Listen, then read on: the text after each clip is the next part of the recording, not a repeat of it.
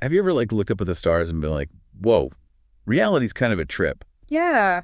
Well, buckle up, because today we are diving into the mind-blowing idea that the universe isn't built from matter or energy, like you usually think. hmm It's built from tiny units of consciousness. Sounds kind of like science fiction, doesn't it? Yeah, tell me about it. But some physicists think that this wild idea could actually be the key to solving some of the biggest mysteries in science. Okay, so I'm not alone here, Right. because I got to say, when I was going through the sources for this deep dive, I kept coming across this idea of consciousness units. Okay. It's almost like they're like the pixels of reality, but instead of color, they hold this tiny spark of awareness. That's a really interesting way to think about it because our current model of physics starts with like the material world, right? Right. And tries to explain how consciousness comes from that. Yeah. But that approach kind of leads to these dead ends, like what we call the hard problem of consciousness. Oh, yeah, the hard problem. How do you get from like Right. neurons firing to like feelings and thoughts and experiences, all that subjective stuff? Yeah, it's like trying to get a cake from just flour and water. Exactly. You need something more. You need that magic ingredient. Right? So what if we've been looking at this all wrong? Okay. What if consciousness isn't something that comes out of the physical universe, but the other way around? Okay. What if it's like the fundamental building block, the source code of reality? You're blowing my mind a little bit here. Yeah. So instead of the universe making consciousness, consciousness makes the universe... That's a wild idea. Whoa. Okay, so let's say we run with this mind stuff concept. Yeah. And I'm using air quotes here, obviously. Yeah.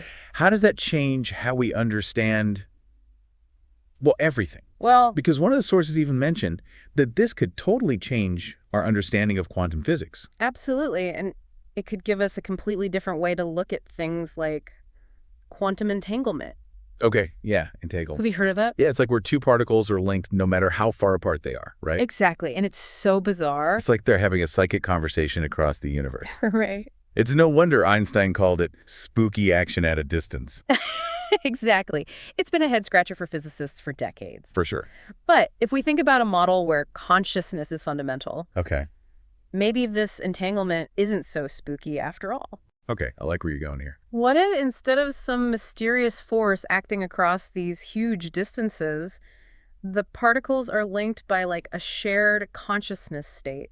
Hold on, so what does it actually mean for particles to share a consciousness state? So it suggests that they're not just physically entangled, but they're part of like a unified awareness. Hmm. They're experiencing this connection on a level we're just starting to understand. Yeah. It's like imagine one mind spread out across two particles and they're reacting together no matter how far apart they are. That's wild. Yeah. It's like their connection is deeper than just like the physical world, Right. more like a shared thought or experience or something. Exactly. And this model could even give us a new way to look at another big mystery, the double slit experiment. Oh man, it's a double slit experiment. Yeah. That one always makes my brain hurt. But just to refresh everyone's memory, it's that experiment where you fire particles at a barrier with two slits, Right. and they act like waves going through both slits at the same time. Yeah. But then as soon as you try to see which slit the particle goes through, wave function collapses, and they act like particles again. Exactly. And the usual way we think about it is that just looking at it somehow forces the particle to choose a state. Right.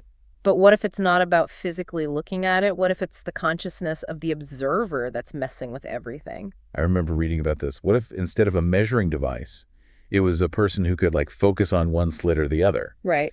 And the results changed based on where they were focusing their attention. It makes you wonder, Yeah. is consciousness actually shaping reality at the most basic level? Right.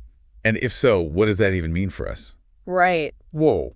Big questions. We're just getting started here, but I can already tell this is going to get really interesting.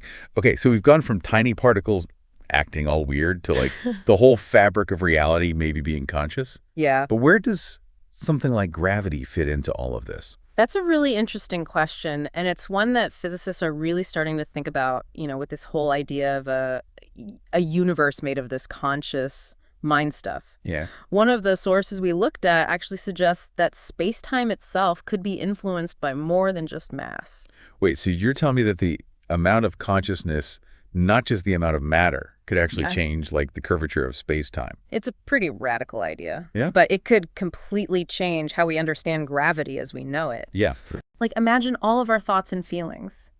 Every moment of joy, sorrow, everything contributing to the actual fabric of the universe. Okay, well, hold on. Are you saying that, like, our collective good vibes are actually affecting how the universe is expanding? It's definitely a fun thing to think about. Right. Well, I'm not against it. But Just putting it out there. we do have to, balance out the woo-woo with some actual science. Right. As much as this idea of consciousness affecting gravity is really cool, it needs a lot more research and testing before we can say for sure. Totally. It's like saying extraordinary claims require extraordinary evidence. Exactly. But speaking of extraordinary and maybe a little woo-woo, Yeah. what about black holes? Oh, yeah. They're already mind-blowing on their own. Right. Black holes are super interesting when we're talking about a consciousness-based universe. One source we looked at actually suggested that black holes might not just be places where matter collapses in on itself because of gravity. It could be points where consciousness is like super concentrated. So instead of a giant vacuum cleaner in space, it's more like a consciousness supercomputer or something.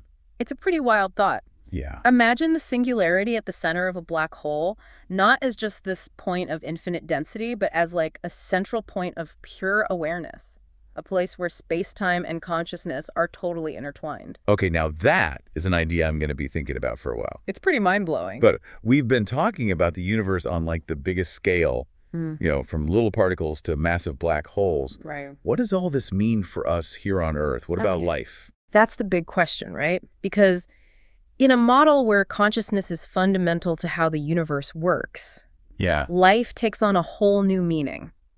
It's not just some random thing that happened by chance in a huge and different universe. You mean it's not just chemicals randomly bumping into each other until, boom, life? Exactly.